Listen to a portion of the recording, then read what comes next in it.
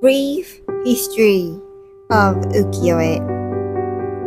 Hi everyone, and thank you for being here today. This time I'll take you through the history and cultural journey of ukiyo-e, one of Japan's most iconic traditional art forms. From its roots in the early Edo period, when the people of Edo were craving entertainment, to its evolution through genres like yakushae and bijinga, and finally its influence abroad and transformation during the Meiji era. Ukiyo-e was not just art, but a vivid snapshot of Japanese society. And we'll see it from now. Ukiyo-e in the early Edo era. Ukiyo-e was born during the early Edo period, which is in the 17th century, when Japan entered a long era of peace and isolation under the Tokugawa shogunate. The city of Edo, which now is Tokyo, Osaka, and Kyoto, was thriving. A new urban class, the regular townhouse people, or chonin, gained wealth and leisure but had no political power. Instead of pursuing status, they pursued leisure, fashion, and entertainment. This led to the rise of a floating world, ukiyo. Uki means floating and world is yo, a term used to describe the pleasure district, kabuki theaters, geisha houses, and nightlife of Edo, Japan. Art that depicted this world became known as ukiyo-e. It is representation of an object or scene on flat surface. Literary picture of the floating world is ukiyo-e. Block printing made it possible to distribute this art to a wide audience, creating an early form of mass visual culture.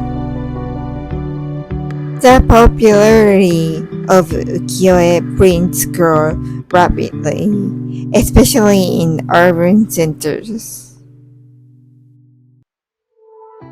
Ukiyo-e for the Edo citizen. Edo citizens were hungry for visual storytelling, something affordable, fashionable, and reflective of their world. Ukiyo-e served that purpose. It functioned like magazines, advertisements, celebrity posters, fashion icons. It was mass-produced and inexpensive, like even children could buy, thanks to block printing techniques. Themes focused on daily life, seasonal beauty, famous actors, and women of the pleasure quarters. Prints were sold by street vendors and bookshops. They were collected, traded, and even used as wrapping paper to export dishes or other kinds for abroad, or decorations itself. Ishikawa Moronobu, the first master. The first master name in ukiyo-e history is History Moronobu. He was active in the late 1600s and Edo era system was organized briefly in middle to late 600s, so he is often considered the founder of ukiyo-e tradition. He was trained in textile design. Moronobu brought a refined sense of pattern and composition to his prints. His works were primarily monochrome, but sometimes hand-colored. He was the first to create single sheets print that stood on their own as art, not just as a book illustrations. So it could be said he was the one to establish ukiyo-e as a piece of paperwork. He depicted a woman lover's everyday life for his theme. Moreover, his legacy lies in establishing a visual language that balanced elegance with popular appeal. His print showed that everyday scenes could be made into compelling and artistic narratives. Yakusha-e, Kabuki actor's portrait.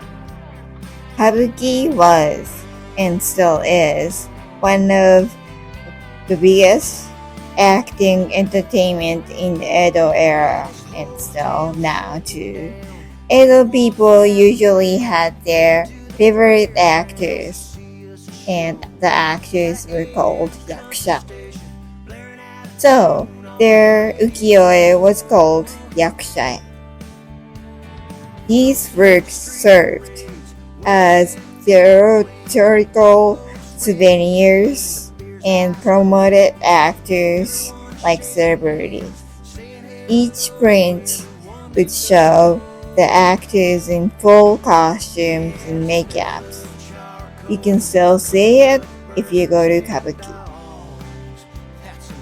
Key ukiyo-e artists include Shara. He is known for very expressive actor faces. Toyokuni and Kunisada, who portrayed entire Kabuki scenes in rich detail. The popularity of yakusha shows how deeply Kabuki culture penetrated everyday life in Edo.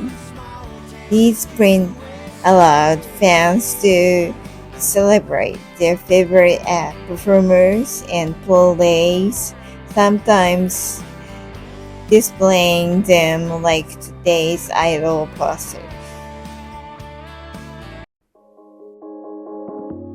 Bijinga, pictures of beautiful women. Another major genre is bijinga, or pictures of beautiful women. These print features elegant courtesans, geisha, and stylish women, often engaged in everyday activities like combing hair, walking in the gardens, or writing poetry. But bijinga wasn't just about beauty. They reflected fashion trends, social ideas, and emotional expression. One of the masters of bijinga was Kitagawa Utamaro, who created intimate and psychologically rich portrait of women. His work explored the inner life of his subject, with soft features, delicate gestures, and stylized grace. Bijinga also documented the changing role of women in society and set aesthetic standards that shaped public taste during the Edo period. Influence from the West for ukiyo-e. Though Japan was isolated during the Edo period, some Western influence trickled in through Dutch traders. Dutch was the only country allowed to trade with Japan at the time. They could only stay in the small island called Dejima in Nagasaki. By the 18th and 19th century, ukiyo-e artists began to study and experimenting with Western techniques such as linear perspective and vanishing points, shading and lighting direction, realistic landscape. Artists like Katsushika Hokusai and Utagawa Hiroshige started to apply these famous landscape prints like Great Wave of Kanagawa, the 53 stations of the Tokaido. These prints combined traditional Japanese aesthetic with modern visual depth, becoming hugely influential in Japan and later in Europe too. These cross-cultural experimentation reflect how Japan, even during isolation, was observing and adapting following ideas in subtle but meaningful ways. Ukiyo-e in the Meiji period. The Meiji Restoration, which happened 1868, marked the end of the Edo era and the beginning of Japan's modernization and westernization.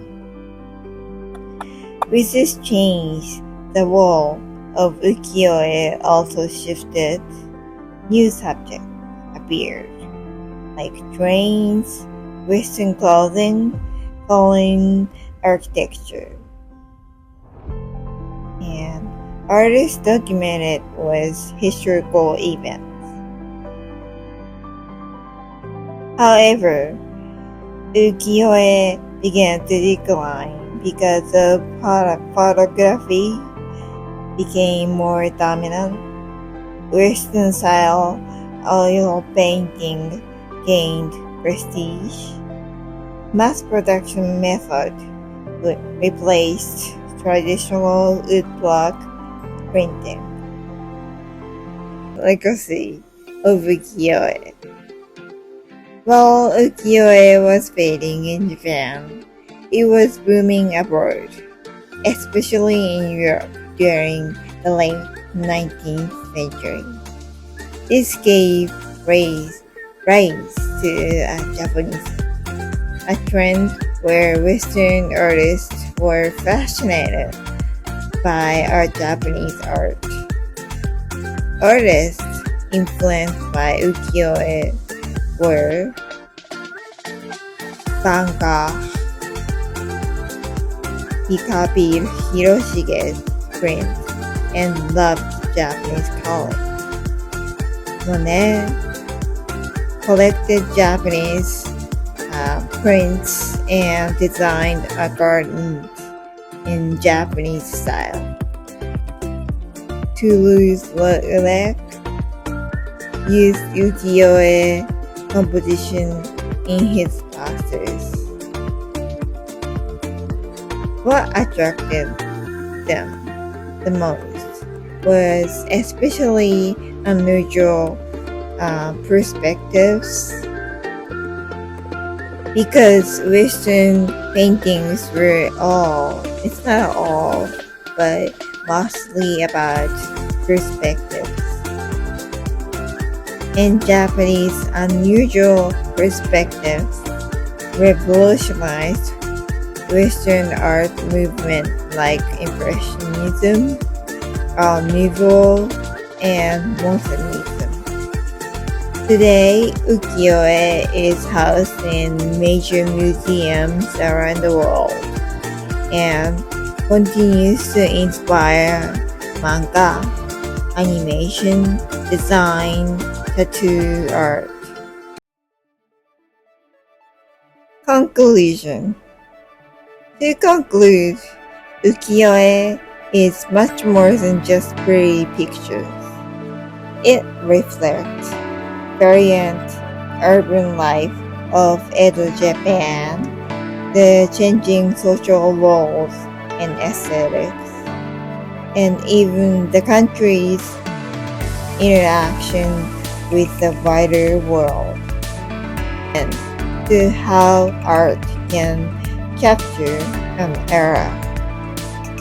From Moronobu's elegant lines to Utamaro's beauty to Hokusai's waves and the global reach to Japanism, ukiyo-e remains one of Japan's greatest gifts to the world. Thank you for watching. Bye-bye.